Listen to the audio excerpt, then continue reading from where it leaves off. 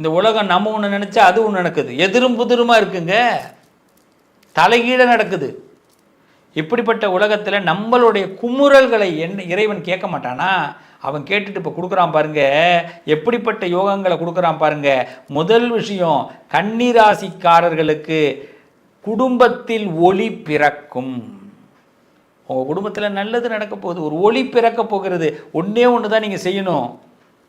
தினசரி சிவபெருமானை நினைத்து உங்கள் வீட்டில் ஒரு நெய் விளக்கு ஏற்றிட்டு வாங்க. சிவனை நினைங்க. சிவபெருமான்கிட்ட என்ன ஒரு பெரிய ப்ளஸ் என்ன தெரியுமா?